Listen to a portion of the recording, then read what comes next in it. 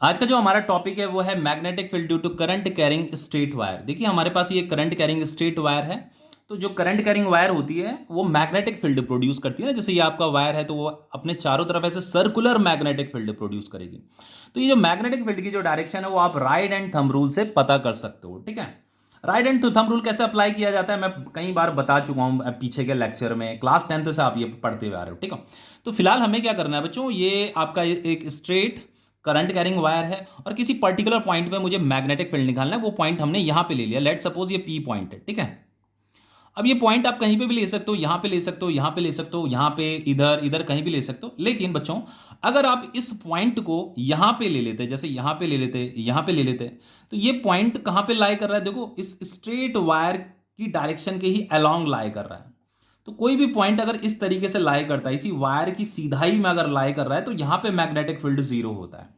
उसी तरीके से अगर आप यहां पे पॉइंट ले लेते हो, यहां पे तो ये पॉइंट भी क्या कर रहा है, ये जो स्ट्रेट वायर है इसी के अलोंग यहां लाई कर रहा है, तो यहां पे मैग्नेटिक फील्ड क्या होता है, जीरो होता है। ठीक है, बाकी उसके चारों तरफ कुछ ना कुछ मैग्नेटिक फील्ड होगा, पर सीधा ही में नहीं होता मैग्नेटिक फील्ड। ओके, अब देखो बच्चों, हमें मुझे यहां पे मैग्नेटिक फील्ड बताना है, तो उसके लिए सबसे पहली बात मुझे पता होना चाहिए कि ये जो पॉइंट है, ये पॉइंट इस स्ट्रेट वायर से कितने परपेंडिकुलर डिस्टेंस पे है, ये भी तो पता होना चाहिए।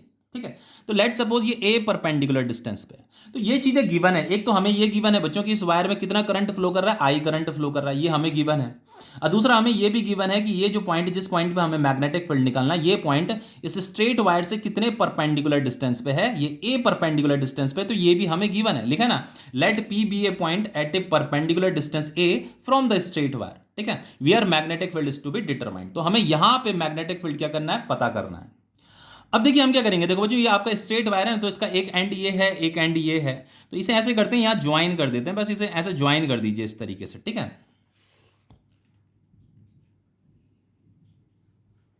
ये हमने ज्वाइन कर दिया।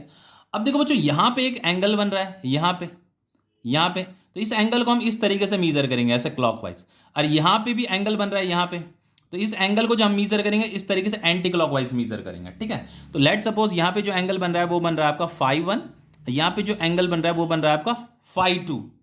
यहां पे ध्यान देने वाली बात जो है बच्चों वो ये है कि एंगल, ये जो आपका परपेंडिकुलर डिस्टेंस है ना, ये बहुत इंपॉर्टेंट है, ये बहुत इंपॉर्टेंट चीज है। आप एंगल को यहीं से ही मीजर करना है। ठीक है, हमने क्या किया, ये वायर का एक एंड ये था, इसे यहां ज्वाइन कर दिया, तो आप ऐसे समझिए ये वाला जो एंड है यहां पे जो एंगल बन रहा है वो ये एंगल बन रहा है, इस तरीके से इस एंगल को मीजर करना है। ठीक है, ऐसे क्लॉकवाइज, और इस एंगल को इस तरीके से मीजर करना है ऐसे एंटी क्लॉकवाइज। ओके, अब देखो बच्चों फिजिक्स में जो होता है ना, डायरेक्शन मैटर करती है। तो क्लॉकवाइज एंटी क्लॉकवाइज ये दोनों क्या है, अपोजिट डायरेक्शन है, एक दूसरे के अपोजिट है। तो अगर ये वाला डायरेक्शन, लेट सपोज अगर मैं जैसे कोई मान लो अगर मैं इसे पॉजिटिव ले रहा हूं, तो इसे मुझे क्या लेना पड़ेगा, नेगेटिव लेना पड़ेगा ना। तो अगर मैं इस क्लॉकवाइज डायरेक्शन को अगर मैं पॉजिटिव ले रहा हूं, तो मुझे इस एंटी क्लॉकवाइज डायरेक्शन को क्या लेना पड़ेगा, नेगेटिव लेना पड़ेगा, क्योंकि बच्चों फिजिक्स में डायरेक्शन मैटर करती है।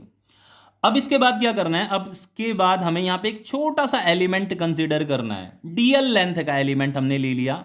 ये डीएल क्या होता है बच्चों, एक वेक्टर क्वांटिटी होता है, इसकी डायरेक्शन किधर होती है, जिधर करंट की डायरेक्शन होती है। ठीक है, अब ये जो डीएल लेंथ का जो मैंने ये एलिमेंट ले रखा है, ये इस पॉइंट से, ये वाला जो पॉइंट है ना, इस पॉइंट से कितने डिस्टेंस पे, एल डिस्टेंस पे, यहां से लेकर के यहां तक का जो ये डिस्टेंस है, ये एल डिस्टेंस पे है ये वाला एलिमेंट। और ये जो डीएल एलिमेंट है बच्चों, ये डीएल एलिमेंट इस पॉइंट से, ये जो डीएल एलिमेंट है बच्चों, ये डीएल एलिमेंट इस पॉइंट से आर डिस्टेंस पे है, और ये जो आर होता है बच्चों, इसे बोला जाता है पोजीशन वेक्टर। ओके, तो एक पोजीशन वेक्टर की डायरेक्शन इधर हो गई, डीएल वेक्टर की डायरेक्शन इधर हो गई। डीएल वेक्टर की डायरेक्शन हमेशा किस तरफ होती है बच्चों, जिधर करंट की डायरेक्शन होती है। ये जो डीएल है, ये जो एलिमेंट है इसकी लेंथ है डीएल, लेकिन ये डीएल आपका वेक्टर क्वांटिटी होता है, और इसकी डायरेक्शन किधर ली जाती है, जिधर करंट की डायरेक्शन ली जाती है। तो यहां पे कितना एंगल बन रहा है, यहां पे ये थीटा एंगल बन रहा है। ठीक है, तो ये डीएल वेक्टर और आर वेक्टर में यहां पे थीटा एंगल बन रहा है। तो ये जो छोटा सा एलिमेंट है डीएल लेंथ का, ये यहां पे कुछ ना कुछ मैग्नेटिक फील्ड प्रोड्यूस कर रहा होगा।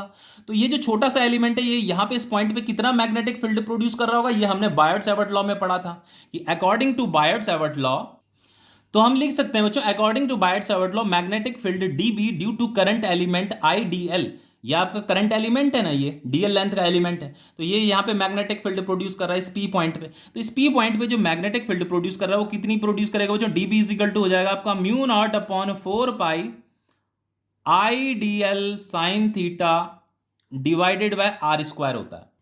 तो हमें यहां पे ये पता चला कि एक ये छोटा सा एलिमेंट जो है यहां पे कितना मैग्नेटिक फील्ड प्रोड्यूस कर रहा है। तो बच्चों ये जो वायर है ना, ये वायर बहुत छोटे छोटे बहुत सारे एलिमेंट से मिलकर के बना हुआ है। जैसे ये आपका वायर है ना, जैसे इसमें ऐसे करंट फ्लो कर रहा है, तो ये वायर क्या होता है, बहुत छोटे छोटे एलिमेंट से ऐसे मिल करके बना होता है ना, ये एलिमेंट।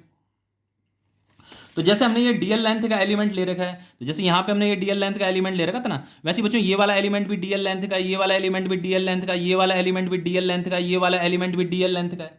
तो ये सारे एलिमेंट क्या करेंगे, इन सारे एलिमेंट में करंट फ्लो कर रहा है, तो ये सारे एलिमेंट इस पी पॉइंट में मैग्नेटिक फील्ड प्रोड्यूस करेंगे ना। यहाँ पे का जो एलिमेंट होगा वो भी मैग्नेटिक फील्ड प्रोड्यूस करेगा, यहाँ पे का जो एलिमेंट होगा वो भी मैग्नेटिक फील्ड प्रोड्यूस करेगा, यहाँ पे का भी, यहाँ पे का भी। तो टोटल मैग्नेटिक फील्ड निकालने के लिए हम क्या करेंगे बच्चों, इस डीबी को इंटीग्रेट कर देंगे। लेकिन इंटीग्रेट करना इतना आसान भी नहीं है बच्चों, हमें पता होना चाहिए ना कि इंटीग्रेशन हमें कहां से कहां तक करना है। हमें लिमिट भी तो पता होनी चाहिए कि हमें लिमिट कहां से कहां तक लगानी है, ठीक है। अब देखो इसमें इंपॉर्टेंट चीज पता क्या है, देखो इसमें इंपॉर्टेंट चीज ये है कि जैसे ये जो डीएल एलिमेंट है, ये डीएल एलिमेंट इस पॉइंट से आर डिस्टेंस पे है, और ये डीएल एलिमेंट यहां पे थीटा एंगल बना रहा है। तो उसी तरीके से बच्चों अगर मैं यहां पे डीएल एलिमेंट ले लूं, तो इस डीएल एलिमेंट को देखो बच्चों, ये यहां से कितनी डिस्टेंस पे होगा, इसकी आर की वैल्यू क्या हो जाएगी, चेंज हो जाएगी ना। जैसे ये वाला डीएल एलिमेंट इस पॉइंट से आर डिस्टेंस पे था, तो इसकी आर की वैल्यू क्या थी, कुछ ना कुछ रही होगी। उसी तरीके से यहां पे अगर मैं एलिमेंट लेता हूं, तो वो इस पॉइंट से आर डिस्टेंस पे है, लेकिन उसकी आर की वैल्यू क्या होगी बच्चों, ज्यादा होगी। और यहां पे जो एंगल बन रहा होगा, थीटा एंगल बन रहा होगा, उस एंगल की वैल्यू भी ज्यादा होगी। तो आप समझ गए होंगे बच्चों कि हर एलिमेंट के लिए थीटा और आर की वैल्यू चेंज हो रही है। उसी तरीके से अगर मैं यहां पे एलिमेंट ले लेता हूं, तो इस एलिमेंट के लिए बच्चों ये वाली डिस्टेंस क्या हो गई, ज्यादा हो गई। देखो इस एलिमेंट के लिए ये पोजीशन वेक्टर की डायरेक्शन ये थी, इस एलिमेंट के लिए पोजीशन वेक्टर की डायरेक्शन ये है। तो ये लेंथ क्या है, ज्यादा है, ये लेंथ क्या है, कम है। उसी तरीके से यहां पे भी कुछ ना कुछ थीटा एंगल बन रहा होगा, तो यहां पे थीटा एंगल बड़ा बन रहा है, यहां पे थीटा एंगल छोटा बन रहा है। तो ये हमें समझ में आया बच्चों कि यहां पे जितने भी एलिमेंट होंगे ना, हर एलिमेंट के लिए बच्चों थीटा और आर का वैल्यू क्या है, डिफरेंट डिफरेंट है। हर एलिमेंट जो है, हर एलिमेंट के लिए थीटा की वैल्यू डिफरेंट है, और हर एलिमेंट के लिए आर की वैल्यू डिफरेंट है, ठीक है। तो अब हम क्या करेंगे बच्चों, यहां पे हम क्या करेंगे, थीटा की जगह में कुछ और सब्स्टिट्यूट करेंगे यहां पे, और आर की जगह में भी कुछ और सब्स्टिट्यूट करेंगे। ऐसा इसलिए कर रहे हैं बच्चों क्योंकि हर एलिमेंट के लिए थीटा और आर की वैल्यू क्या होने में लगी हुई है, चेंज होने में लगी हुई है, ठीक है। जैसे ये एलिमेंट है तो इसके लिए थीटा और आर ये है, उसी तरीके से यहां पे अगर मैं कोई एलिमेंट लेता हूं तो उसका आर का वैल्यू चेंज हो जाएगा, थीटा भी चेंज हो जाएगा, ओके। तो देखो बच्चों यहां पे जैसे मैं एक चीज और बता देता हूं, जैसे ये वाला जो एंगल है ना, ये वाला एंगल, इस वाले एंगल को हम बोलेंगे फाई, ठीक है। जैसे आपका ये वाला जो एलिमेंट है ना, तो ये वाला एलिमेंट जो है फाई एंगल पे है। जैसे ये वाला जो एंड था ना, ये वाला एंड कितने एंगल पे था बच्चों, ऐसे फाई 1 एंगल पे था। और ये वाला जो एंड था वायर का, जो ये वाला एंड है, ये वाला एंड फाई 2 एंगल पे है। समझ में आ रहा है। या आप ऐसे भी कह सकते हो, कि जैसे मैं मान लो मैं यहां पे एक एलिमेंट ले लूं, तो ये वाला जो एलिमेंट है बच्चों वो फाई 1 एंगल पे होगा, और यहां पे अगर मैं एलिमेंट लेता हूं तो ये वाला जो एलिमेंट है वो फाई 2 एंगल पे होगा। और ये वाला जो एलिमेंट है बच्चों, ये वाला एलिमेंट ये फाई एंगल पे है। तो ये फाई भी क्या हो रहा है, चेंज होने में लगा हुआ है।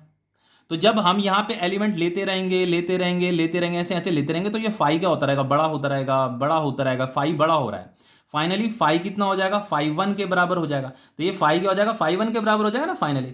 और इस डायरेक्शन में जब हम एलिमेंट लेंगे, यहाँ इस डायरेक्शन में इधर एलिमेंट लेंगे, तो ये फाई क्या होता रहेगा, फाइनली क्या हो जाएगा, फाई 2 हो जाएगा।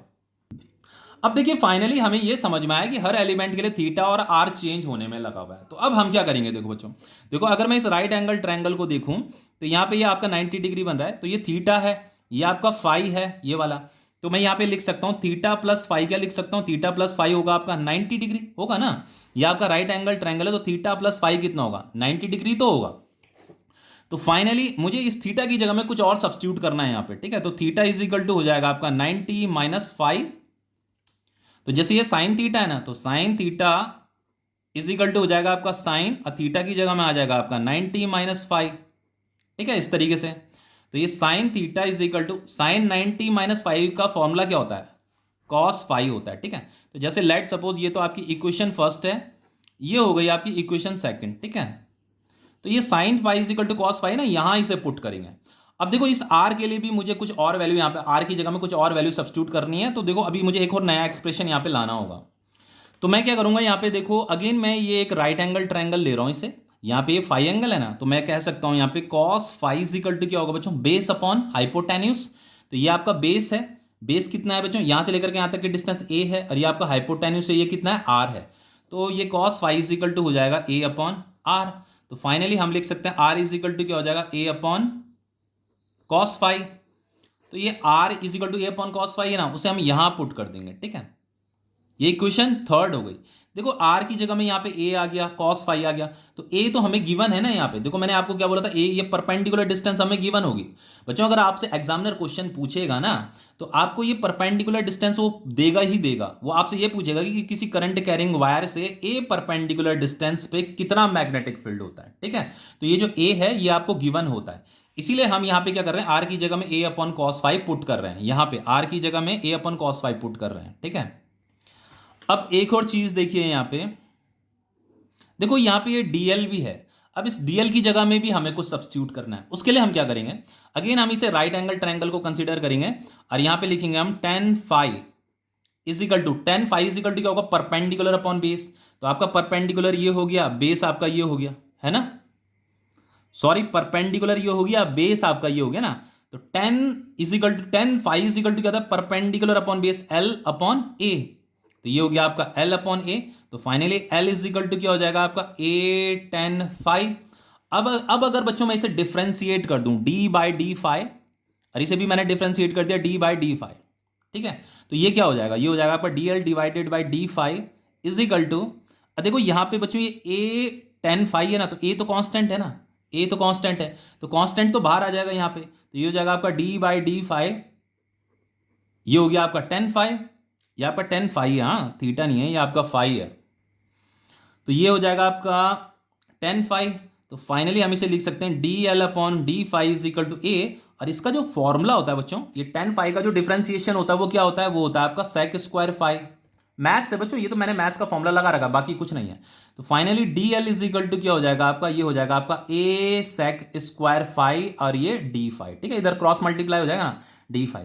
तो ये डी एल हमें मिल गया, तो इस डी एल को हम यहां पुट करेंगे, इस जगह पुट करेंगे, sine theta is equal to cos phi को यहां पुट करेंगे, आर का वैल्यू ये वाला हम यहां पुट करेंगे, ठीक है। तो ये हो गई ये फर्स्ट सेकंड थर्ड, और ये हो गई आपकी फोर्थ इक्वेशन। अब देखिए मेरे पास क्या था, ये था ना formula, d B is equal to current element जो मैग्नेटिक फील्ड प्रोड्यूस कर रहा है वो इतना मैग्नेटिक फील्ड प्रोड्यूस कर रहा है, I d l sine theta divided by r square. तो बस हम वैल्यू पुट करेंगे, बाकी कुछ नहीं करना। D B is equal to mu not upon 4 pi I तो कांस्टेंट है, डीएल हमने ये निकाला है यहाँ पे, देखो डीएल कितना निकाला है, a sec square phi d phi. तो यहाँ पे डीएल की जगह में लिख देना है a sec square phi d phi. Sine theta की जगह में आ जाएगा आपका कॉस फाई, साइन थीटा की जगह में आ जाएगा आपका कॉस फाई, और ये आर की जगह में क्या आ जाएगा आपका, आर की जगह में आ जाएगा ए बाई कॉस फाई। तो ये आर स्क्वायर है, तो ये हो जाएगा, जैसे आर की जगह में क्या है, ए बाई कॉस फाई है ना, तो ये हो जाएगा आपका a square by cos square phi. समझ में आ रहा है। अब देखो बच्चों एक और चीज बताता हूं, जैसे सेक होता है ना, सेक फाई होता है आपका, तो सेक फाई आपका 1 अपॉन कॉस फाई के बराबर होता है। तो उसी तरीके से अगर मैं सेक स्क्वायर फाई लिखता हूं, तो सेक स्क्वायर फाई हो जाएगा आपका 1 अपॉन कॉस स्क्वायर फाई। तो यहाँ पे ये देखो, ये 1 अपॉन कॉस स्क्वायर फाई है, ये सेक फाई है ना, तो ये सेक फाई ये आपका कट जाएगा, 1 अपॉन कॉस स्क्वायर फाई भी कट जाएगा, क्योंकि ये दोनों के दोनों इक्वल होते हैं, ठीक है। ये फॉर्मूला है आपका, sec phi is equal to 1 upon cos phi, या cos phi is equal to 1 upon sec phi. Class 10th में आपने ये फॉर्मूला पढ़ा था। और ये ए से ये आपका ए कट जाएगा, तो अब यहां क्या बचेगा, d B is equal to बचेगा आपका म्यू नॉट अपॉन 4 पाई, ये बचेगा आपका i cos phi d phi divided by a. तो बच्चों ये हमें ना dB मिल गया है। देखो इस फॉर्मूले में, देखो इस फॉर्मूले में कहीं पे भी ये R नहीं आ रखा है, इसमें कहीं पे भी ये L नहीं आ रखा है, ये DL नहीं आ रखा है। देखो यहाँ पे ना तो L है, ना तो DL है, ना तो ये R आ रखा है, कुछ भी नहीं आ रखा, ठीक है। तो अब हम इसे क्या कर सकते हैं, इंटीग्रेट कर सकते हैं, ठीक है। अब देखिए अब हम इसे इंटीग्रेट कर देंगे, तो ये हो जाएगा आपका इंटीग्रेशन ऑफ dB। लेकिन बच्चों इंटीग्रेशन हमें कहां से कहां तक करना है, उसके लिए हमें लिमिट भी तो बतानी पड़ेगी यहाँ पे। तो लिमिट क्या है, देखो बच्चों हमें यहाँ पे लिखना है, the total magnetic field at point P due to current carrying straight wire can be obtained by integrating with in limit -φ1 to φ2। तो देखो मैंने यहाँ पे बताया ना, तो बताया था ना आपको, ये वाला एंगल क्या है, -φ1 है, और ये वाला एंगल क्या है, फाई 2 है, ये पॉजिटिव है ये नेगेटिव है। तो हम इसे इंटीग्रेट कहाँ से कहाँ तक कर रहे हैं, -φ1 से φ2 तक कर रहे हैं। क्योंकि बच्चों यहाँ पे देखो ना, डीबी में ये क्या आ रहा है, फाई आ रहा है, तो हम इसी के हिसाब से यहाँ पे क्या लगाएंगे, लिमिट लगाएंगे। क्योंकि ये फाई क्या हो रहा है बच्चों, ये फाई भी तो चेंज होने में लगा हुआ है, देखो ना, देखो इस फाई को देखो बच्चों, ये वाला जो एलिमेंट था फाई एंगल पे था। अब यहाँ पे वाला जो एलिमेंट होगा बच्चों उसका फाई थोड़ा बड़ा होगा, और यहाँ पे वाला जो एलिमेंट होगा उसका फाई और बड़ा होगा। अब यहाँ पे लास्ट में, यहाँ पे इस एंड में जो एलिमेंट होगा वो कितने एंगल पे होगा, वो कितने एंगल पे होगा, वो φ1 एंगल पे होगा ना, ये φ1 एंगल पे। और ये वाला एलिमेंट जो होगा वो कितने एंगल पे है, वो φ2 पे है। समझ में आ रहा। तो हम यहाँ पे लिमिट ऐसे लिखेंगे, देखो प्रॉपर तरीका जो होगा इसका लिखने का वो ये होगा, b इज इक्वल टू ये integration of d b phi is equal to -φ1, अब फाई इज इक्वल टू φ2। क्योंकि ये फाई क्या हो रहा है, देखो चेंज हो रहा है ना, ये फाई चेंज होने वाला है। इस एलिमेंट के लिए तो ये फाई था, लेकिन यहाँ पे अगर मैं एलिमेंट लेता हूँ तो ये फाई की वैल्यू क्या हो जाएगी, φ1 हो जाएगी। तो इसलिए हम लिख रहे हैं कि हम जो इसे इंटीग्रेट कर रहे हैं -φ1 से φ2 तक हम इसे इंटीग्रेट करेंगे इसे, ठीक है। तो यहाँ पे आ जाएगा आपका b इज इक्वल टू ये d B is equal to phi is equal to -φ1 से फाई इज इक्वल टू φ2 तक। अब ये db की वैल्यू यहां पुट कर दो, बस यहां db यहां इसे पुट कर दो, ठीक है। ये μ0/4 ये जो db की वैल्यू है, i cos phi d phi divided by a। अब इसे कैसे सॉल्व करेंगे, देखो ये आपका कांस्टेंट है, μ0/4 आपका कांस्टेंट है, i/a कांस्टेंट है। इंटीग्रेशन के अंदर क्या रहेगा आपका, ये cos phi d phi integration के अंदर रहेगा, ठीक है। और यहाँ पे लिमिट है आपकी फाई इज इक्वल टू -φ1 से फाई इज इक्वल टू φ2 तक, ठीक है। अब देखो मैं एक फॉर्मूला बताता हूं आपको, integration cos phi d phi कितना होता है बच्चों, ये आपका साइन फाई के बराबर होता है, ठीक है। ये फॉर्मूला है मैथ्स का। तो ये cos फाई डी फाई इसका इंटीग्रेशन हो रहा है ना, तो ये कितना हो जाएगा आपका साइन फाई हो जाएगा। तो हम ऐसे लिखेंगे, देखो इसे कैसे करेंगे, हम इसे μ0/4 i/a लिखा। इसे जब सॉल्व करोगे तो इसकी जगह में क्या आ जाएगा, ये साइन फाई आ जाएगा, साइन फाई आ जाएगा। ये फाई की ये लिमिट भी लगानी है हमें, फाई यहाँ पे कितना है, फाई इज इक्वल टू कितना है, φ2 है, और यहाँ पे फाई इज इक्वल टू कितना है, -φ1 है। समझ में आ रहा है। अब क्या करो, बस कुछ भी नहीं है, अब तो सॉल्व हो ही गया है। μ0/4 i/a, यहाँ साइन लिखा, और इस फाई की जगह में इस φ2 को पुट कर दो, φ2, फिर यहाँ पे माइनस आता है। अब फिर यहाँ पे क्या करना है बच्चों, यहाँ साइन लिखना है, अगेन इस साइन को लिखना है, इस फाई की जगह में ये -φ2 पुट कर दो, -φ1 पुट कर दो इस फाई की जगह में, फाई इज इक्वल टू -φ1। तो finally b is equal to μ0/4 i/a। अब बच्चों ये जो होता है ना आपका, जैसे यहाँ पे साइन -φ1 लिखा हुआ है, इसका ये होता है आपका माइनस साइन φ1 के बराबर होता है। तो ये माइनस यहाँ पे आएगा, और एक ऑलरेडी यहाँ पे माइनस भी है, तो माइनस माइनस क्या हो जाएगा, प्लस हो जाएगा, ठीक है। तो यहाँ पे ये हो जाएगा आपका साइन φ1, और ये हो जाएगा आपका साइन φ2, ठीक है। तो इस तरीके से ये आपका फॉर्मूला डिराइव हो गया। ये आपको समझ में आया ना, साइन -φ1 है ना, इसे लिखा जाता है माइनस साइन φ1। तो अगर मैं यहाँ पे माइनस साइन φ1 लिखता हूँ तो यहाँ पे एक माइनस और भी तो माइनस माइनस प्लस हो जाएगा।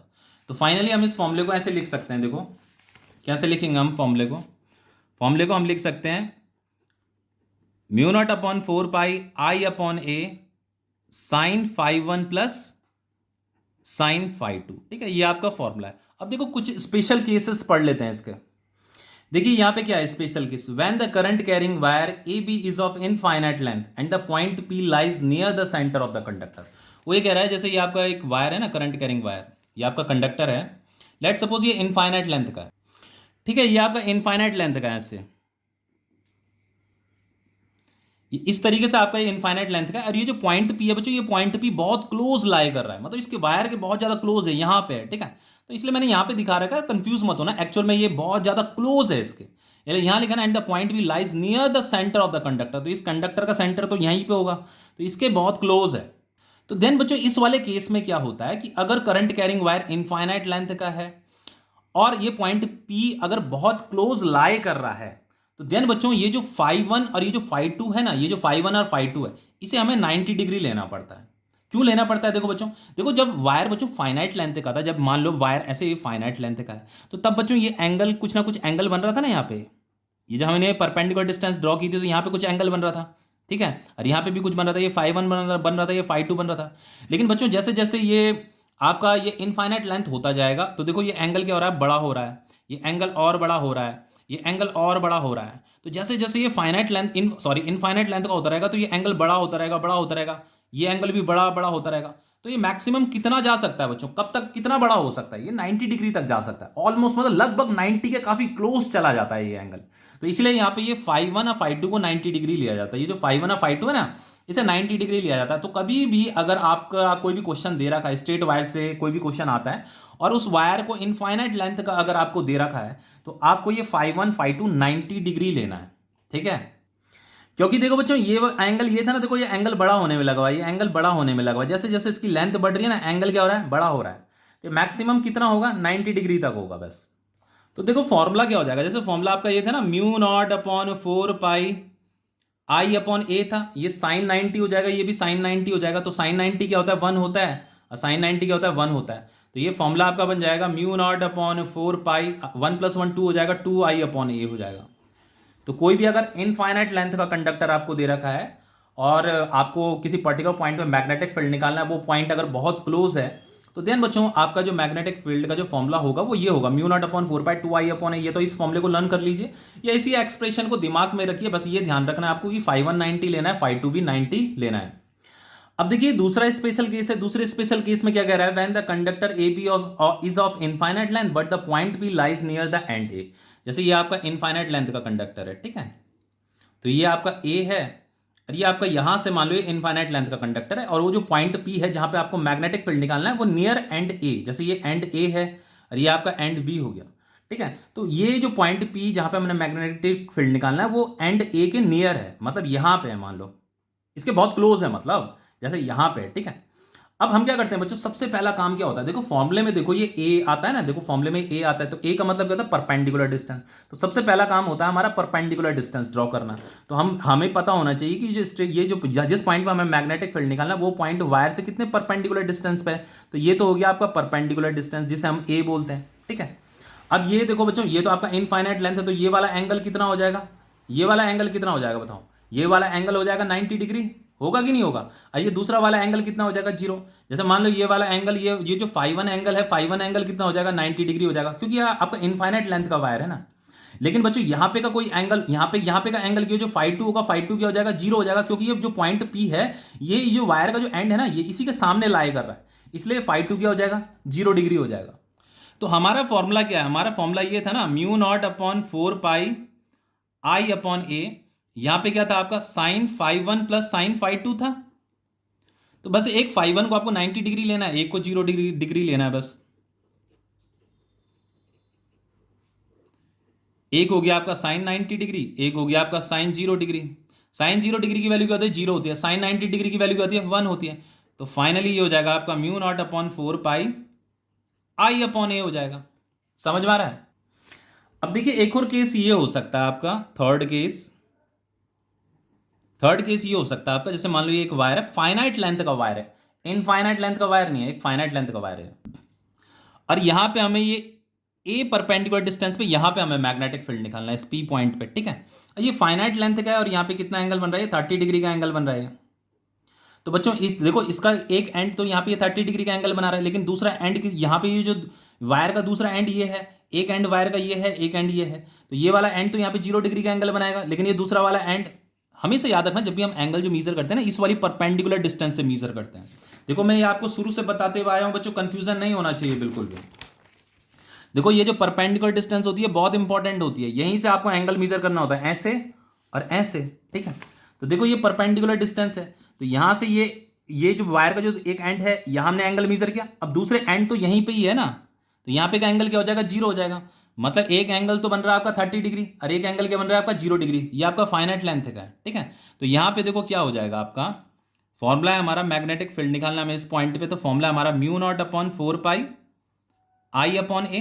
तो एक हो जाएगा आपका साइन, यहाँ पे φ1 होता है तो एक एंगल को ले लो आपको 30 डिग्री और दूसरा एंगल क्या हो जाएगा आपका 0 डिग्री। तो साइन 0 डिग्री तो 0 ही होता है ना, तो फाइनली इसे सॉल्व कर लेना। देखिए इस क्वेश्चन को देखिए, इस वाले क्वेश्चन को देखो, बहुत इंपॉर्टेंट क्वेश्चन है। क्या कह रहा है, an infinite long straight wire, ये आपका इनफाइनाइट लॉन्ग स्ट्रेट वायर है, ठीक है। ये आपका इनफाइनाइट लॉन्ग स्ट्रेट वायर है, carries A current of 100 ampere. यहां पे करंट इसमें 100 एम्पियर का करंट है, ठीक है।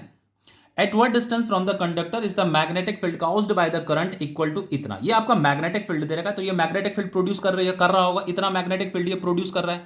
तो हमें ये बताना है कि ये मैग्नेटिक फील्ड कितने डिस्टेंस पे प्रोड्यूस हो रहा है, एट व्हाट डिस्टेंस। हमें डिस्टेंस निकालने की, कितने डिस्टेंस पे ये मैग्नेटिक फील्ड प्रोड्यूस हो रहा है। तो हम क्या करेंगे, देखो हमारे पास फॉर्मूला है b is equal to mu not upon 4 pi i upon a.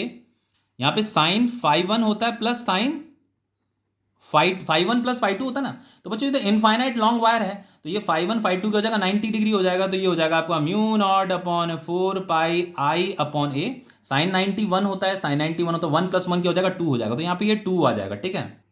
तो हमें ये परपेंडिकुलर डिस्टेंस निकालनी है, तो ए इज इक्वल टू हो जाएगा आपका mu not upon 4 pi 2 I upon B. अब तो जस्ट वैल्यू पुट करनी है, बाकी कुछ भी नहीं करना बच्चों, वैल्यू ही तो पुट करनी है। तो म्यू नॉट अपॉन 4 पाई होता है आपका 10 की पावर -7, इसकी वैल्यू होती है 10 की पावर -7, 2 इंटू करंट है आपका 100 ampere divided by magnetic field दे रहेगा 0.5 इंटू 10 की पावर -4। तो यहाँ से डेसिमल हटेगा तो यहाँ 0 चला जाएगा, ये हो जाएगा आपका 5 2 10, ये 200 हो गया। और हम इसे लिख सकते हैं 2 इंटू 200 कितना हो जाएगा, 400 इंटू 10 की पावर -7, ये 10 की पावर 4 ऊपर चला जाएगा। तो ये परपेंडिकुलर डिस्टेंस हो जाएगा आपका, इसे मैं लिख सकता हूँ, इसे मैं कितना लिख सकता हूँ, 4 इंटू 10 की पावर -2, सॉरी 10 की पावर 2 लिखूंगा। और ये 10 की पावर -7, 10 की पावर 4 कितना हो जाएगा, 10 की पावर -3 हो जाएगा। तो ये हो गया आपका 4 इंटू 10 की पावर -1, तो ये हो गया 4 अपॉन 10। तो ये कितना आ गया बच्चों, ए इज इक्वल टू आ गया 4 डिवाइडेड बाई 10 कितना होगा, 0.4 मीटर। ये आपका आंसर आ गया। अब देखिए नेक्स्ट क्वेश्चन करते हैं। देखिए इस क्वेश्चन को देखिए, ये आपको स्क्वायर दिखाई दे रहा है, तो ये जो वायर है आपकी, ठीक है, तो करंट ऐसे फ्लो कर रहा है इसमें, और ये चारों साइड्स के हैं इक्वल है, ये भी 2B है, 2B 2B 2B। तो ये स्क्वायर शेप का एक वायर है आपका, इसमें करंट आई फ्लो कर रहा है, ठीक है, ऐसे करंट आई फ्लो कर रहा है, ये आई करंट ऐसे फ्लो कर रहा है। देखो बच्चों इस पॉइंट पे ये सेंटर O है, मान लो यहाँ पे हमें मैग्नेटिक फील्ड बतानी है। तो मैग्नेटिक फील्ड की डायरेक्शन किधर होगी, सबसे पहले हम राइट हैंड थंब रूल लगाएंगे बच्चों। देखो ना, जैसे करंट इधर है ना, ऐसे देखो एक वायर, ये स्ट्रेट वायर है, ये भी आपकी स्ट्रेट वायर है, ये भी स्ट्रेट वायर है, ये भी स्ट्रेट वायर है। तो सबसे पहले ये पता करो कि ये वाली स्ट्रेट वायर यहाँ पे कितना मैग्नेटिक फील्ड प्रोड्यूस कर रही है। अब देखो दूसरी बात, चलो वो तो हम पता कर देंगे, लेकिन बच्चों देखो अगर मैं इसमें राइट हैंड थंब रूल लगाऊं, करंट की ये थंब इधर करो, मेरी फिंगर किधर कल कर रही है, इनवर्ड, तो यहाँ पे मैग्नेटिक फील्ड किधर आ रहा है, इनवर्ड, ठीक है। अब देखो यहाँ पे करंट ऐसे है ना, इस वाली वायर को देखो करंट ऐसे जा रहा है, तो थंब ऐसे करो, तो मेरी फिंगर किधर कल कर रही है, इनवर्ड। तो अगेन ये भी किधर मैग्नेटिक फील्ड प्रोड्यूस कर रहा है, इनवर्ड डायरेक्शन में मैग्नेटिक फील्ड प्रोड्यूस कर रहा है। अब देखो इसके लिए जैसे ये करंट इधर जा रहा है ना, इस वाली वायर को देखो, तो थंब इधर करो, तो थंब अगर बच्चों मैं इधर करता हूं ना, देखो अगर मैं राइट हैंड थंब रूल लगाता हूं तो थंब ये कहता है, तो मेरी फिंगर किधर जा रही है, इनवर्ड जा रही है। तो अगेन यहां पे भी मैग्नेटिक फील्ड इनवर्ड है, और इसके लिए भी अगर आप राइट हैंड थंब रूल लगाओगे ना, तो ये भी मैग्नेटिक फील्ड इनवर्ड डायरेक्शन में ही प्रोड्यूस कर रहा है। तो सबसे पहले हम क्या करेंगे, लेट सपोज मैं क्या कर रहा हूं, ये वाला जो स्ट्रेट वायर है, ये स्ट्रेट वायर यहां पे कितना मैग्नेटिक फील्ड प्रोड्यूस कर रहा है वो मैं पता कर रहा हूं, ठीक है। तो उसके लिए फॉर्मूला, मैग्नेटिक फील्ड का फॉर्मूला क्या है आपका, mu not upon 4 pi i upon A sign 5 1 plus sign 5 2 होता है ना। ए क्या होता है आपका, परपेंडिकुलर डिस्टेंस होता है। तो जैसे मैंने क्या किया, ये पॉइंट है, इस पॉइंट पे मुझे ये बताना है कि ये स्ट्रेट वायर कितना मैग्नेटिक फील्ड प्रोड्यूस करे, तो एक परपेंडिकुलर डिस्टेंस ड्रॉ कर दो। तो ये परपेंडिकुलर डिस्टेंस कितनी होगी बच्चों, देखो ये आपका 2B है, तो इसका आधा कितना होगा, ये आधा कितना होगा, B होगा, ये आधा कितना होगा, B होगा, तो ये भी कितना होगा, B होगा। तो ये परपेंडिकुलर डिस्टेंस कितना होगा, B हो गया। तो ये ए को क्या बोलते हैं, परपेंडिकुलर डिस्टेंस बोलते हैं ना। तो यहाँ पे ए की जगह में हम क्या पुट करेंगे, B पुट करेंगे, ठीक है। तो B इज इक्वल टू हो जाएगा आपका mu not upon 4 pi i upon B। अब यहाँ पे देखो दूसरी बात क्या बच्चों, यहाँ पे मैं वायर का एक एंड ये है, एक एंड ये है, तो इसे ज्वाइन कर दो, इसे भी ज्वाइन कर दो। तो यहाँ पे ये 45 डिग्री बनेगा, यहाँ पे भी आपका ये 45 डिग्री बनेगा। तो ये जो 45 है इसे यहाँ पुट कर दो ना, साइन 45 प्लस साइन 45। तो ये हो जाएगा आपका mu not upon 4 pi i upon b sine 45 1 upon root 2 1 upon root 2। और ये 1 upon root 2 plus 1 upon root 2 कितना होता है, 1 upon root 2 plus 1 upon root 2 बच्चों रूट 2 होता है, ठीक है। तो ये हमारा मैग्नेटिक फील्ड आ गया due to this straight wire. अब देखो ये स्ट्रेट वायर इतना मैग्नेटिक फील्ड प्रोड्यूस कर रही है यहां सेंटर में, इनवर्ड डायरेक्शन में। ये वाला जो स्ट्रेट वायर है बच्चों, इसका लेंथ भी 2, इसका भी 2B है, इसका भी 2B है, इसका भी 2B है, इसका भी 2B है, ठीक है ना। और सबके सब बच्चों सेम परपेंडिकुलर डिस्टेंस पे, ये जो ये वाला जो पॉइंट है ये इससे बी डिस्टेंस पे, ये वाला पॉइंट, और ये वाला जो पॉइंट है बच्चों इस वाली वायर से भी बी डिस्टेंस पे है, ये वाला पॉइंट भी इस वाली वायर से बी डिस्टेंस पे, ये भी बी डिस्टेंस पे, तो ये भी सेम मैग्नीट्यूड का ही मैग्नेटिक फील्ड प्रोड्यूस करेंगे, ये वाली वायर भी, ये वाली वायर भी, ये वाली वायर भी। तो यहां पे जो टोटल मैग्नेटिक फील्ड होगा उसके लिए हम क्या करेंगे, टोटल मैग्नेटिक फील्ड के लिए क्या करेंगे, मैग्नेटिक फील्ड जो होगा एट पॉइंट ओ, ओ मतलब सेंटर पे, हम क्या करना है बच्चों, बस इसको 4 से मल्टीप्लाई कर देना है, क्योंकि यहां पे कितनी वायर्स हैं, 4 स्ट्रेट वायर है ना, तो 4 से इसे मल्टीप्लाई कर देना है। तो ये 4 into mu naught upon 4 pi i upon B into ये √2, तो ये 4 से 4 कट जाएगा, तो आपका ये मैग्नेटिक फील्ड एट सेंटर आ गया, mu naught upon pi i upon B. अरे इस √2 को यहां पे लिख दो, ठीक है, अब सही लगेगा ये। तो ये आपका टोटल मैग्नेटिक फील्ड है at the centre of the coil. ये जो क्वाइल है ना आपका, स्क्वायर शेप का क्वाइल है, इसके सेंटर में जो मैग्नेटिक फील्ड है वो इतना है, ठीक है। तो ये क्वेश्चंस हो गए हैं आपके।